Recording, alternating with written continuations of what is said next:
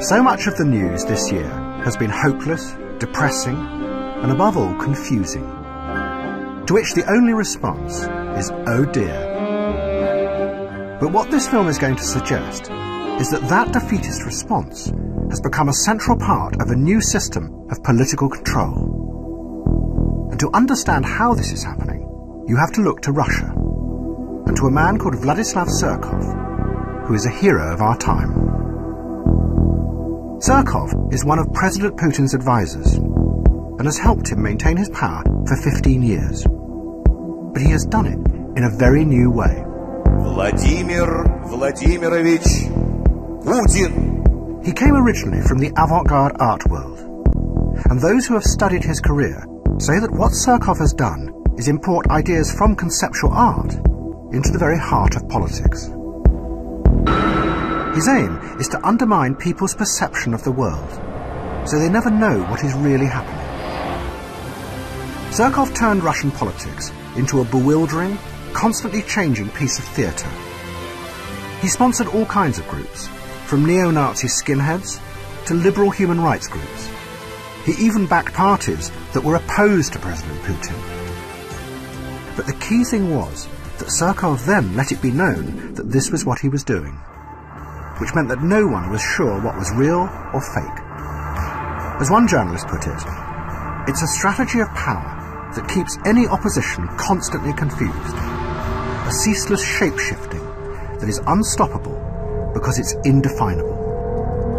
Which is exactly what Surkov is alleged to have done in the Ukraine this year. In typical fashion, as the war began, Surkov published a short story about something he called non-linear war. A war where you never know what the enemy are really up to, or even who they are. The underlying aim, Surkov says, is not to win the war, but to use the conflict to create a constant state of destabilized perception in order to manage and control. But maybe we have something similar emerging here in Britain. Everything we're told by journalists and politicians is confusing and contradictory. Of course, there is no Mr. Surkov in charge, but it's an odd, non-linear world that plays into the hands of those in power.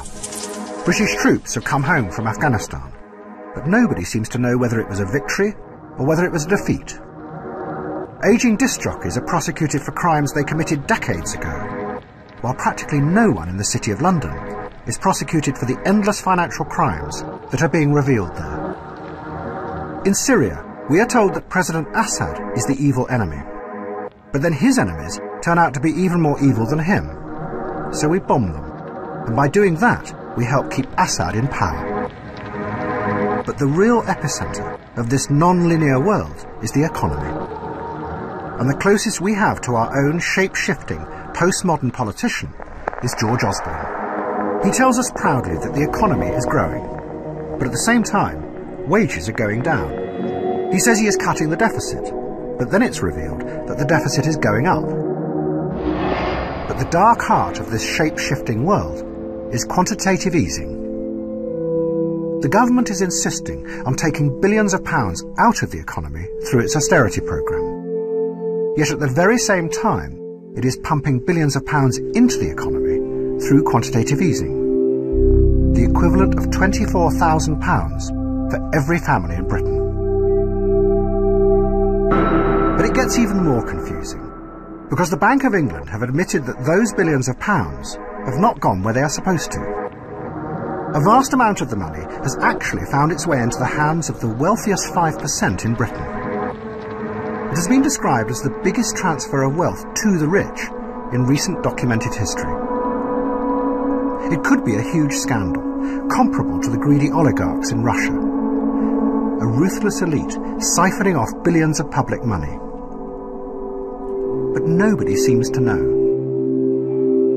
It sums up the strange mood of our time, where nothing really makes any coherent sense. We live with a constant vaudeville of contradictory stories that makes it impossible for any real opposition to emerge, because they can't counter it with a coherent narrative of their own. And it means that we as individuals become ever more powerless, unable to challenge anything, because we live in a state of confusion and uncertainty. To which the response is, oh dear. But that's what they want you to say.